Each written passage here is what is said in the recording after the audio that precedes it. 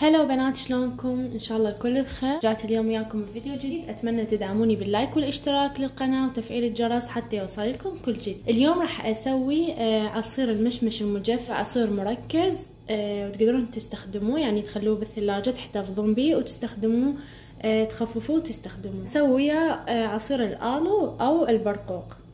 هسه اول ما ابدي بالمشمش، هنا عندي مشمش مجفف تقريبا نص كيلو غاسلته مثل. راح اضيفه بالجدر نصف كوب تقريبا من السكر، تضيفوه عليه. عصير نصف ليمونه همتين اضيفه عليه.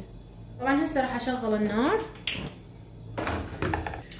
هنا ضفت ماي، يعني بس مجرد انه يغطي. طبعا اني هناك حضرت الالو او البرقوق تسموه، غسلته كلش زين وحضرته. اذا عندكم مثلا لاحق او مثلا حامض وتريدون تسووا عصير، فهسه راح اعلمكم شلون تسووا وغف. مثل ما تشوفون هذا الوغف الابيض لازم اني اشيله بهالطريقه، يعني لازم تشيلون هذا الوغف على مود العصير يصير طعمه كلش طيب.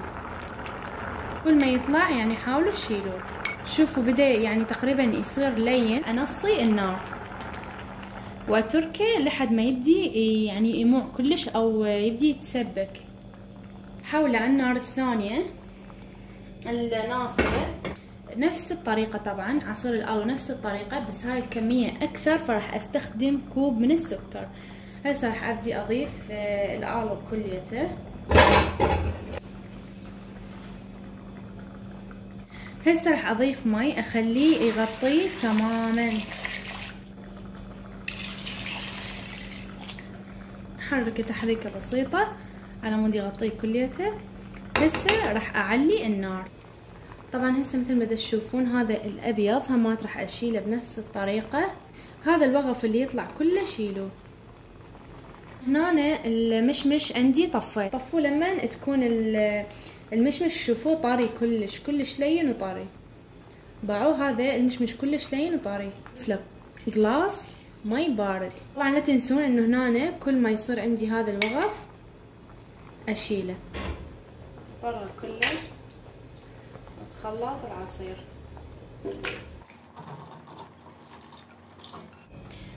راح اضيف له بعد جلاسين ماي، طبعا يكون ماي بارد.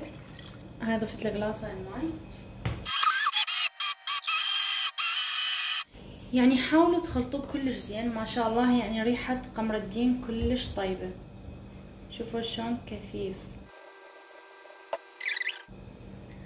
شوفوا حبايب، خلوني اسوي لكم تيست. طبعا هاي هنا نص الجلاس. طبعا انتم حرين يعني تريدون تسووا ثخين او خفيف، هاي شي يعود لكم. هاي ملعقة وهاي ملعقتين. طبعا قلت لكم هو انتم راح تذوقوا كأنما ابد ما بيه شكر. وراح اضيف له هماتين هسه المي. حخلي له مي بارد وارجع لكم.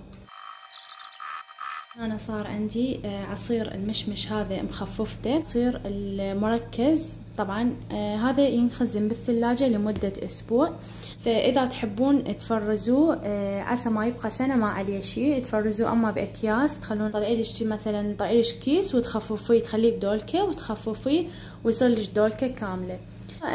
تفرزوه ببطل، يعني ايا كان اي بطل عندك تاخذيه وتفرزين بيه العصير.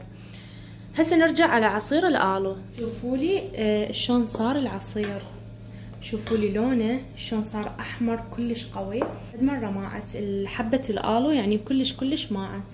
طبعا هي يعني بسهوله هيك، يعني بسهوله اقدر اكسرها بس او امردها، بس النوايا اللي بداخلها تمنعني. بس انا هنا حضرت مثل ما تشوفون مصفي، وحضرت طاسه اصفي العصير. طبعا هذا العصير ما يحتاج ابد اخلطه بالخلاط، مجرد ما اصفيه وهذا هو خلاص. اظل اخلطه واسوي بيه هيك على مود ينزل كل الماء.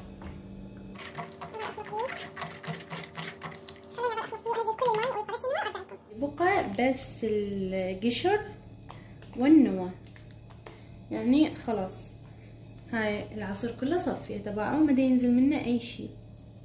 طبعا بسم الله ما شاء الله. بس شوفوا لي العصير شلون يجنن. مركز ويخبل، يعني قوامه يجنن، بالاضافة انه هو صافي من كل الشوائب، وبالاضافة لانه لونه الاحمر. بس بنات مثل ما قلت لكم انه هذا العصير يعني مو حلو، يعني اذا تذوقوه مو حلو، حامض، والمشمش هماتين حامض. وتقدرون تستخدموه شو وقت ما تريدون، تطلعوه وتخففوه، تضيفوا له سكر، وطبعا هاي حسب ذوقكم، يعني حسب التذوق، تحبوا خفيف ثخين، تحبون حلو، تحبوا فاهي، حسب انتو اللي يعجبكم. اصبه بهذا المحقان، فهسه كله صبيته كله، نضيف له سكر، ملعقة واحدة بس من السكر، انتو ضيفوه بالكمية يعني اللي تعجبكم، وراح اترسه ماي بارد واجيكم. العصير صار عندي جاهز، هسه راح اخوضه. هسه حبايبي هاي العصيرين صارن عندي جاهزة، وهاي قدامكم الكمية طلعت هالقد، بس المشمش طلع اكثر لان المشمش يكون الياف بيه ويكون ثخين خفف. وتقدرون تحتفظون مثل ما قلت لكم بنص الفيديو بالطريقة انه اما تفرزوه او تخلوه لي جوا بالثلاجة اذا تريدون يعني تستخدمون كل الكمية. هسه خلوني اذوق وانطيكم رأيي. اول شي راح ابدي بعصير المشمش المجفف. بنات امانة كلش طيب، امانة كلش طيب، وطعمه انطي يعني 10 من 10. هسه خلوني اجرب عصير الآلو.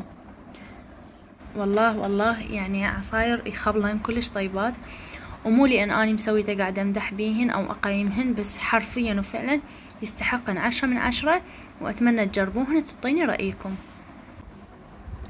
ولهنا وصلت الى نهاية الفيديو. اتمنى الفيديو عجبكم، ولا تنسون تدعموني باللايك والاشتراك حتى يوصلكم كل جديد، واشوفكم بالفيديو القادم، ومع الف سلامة.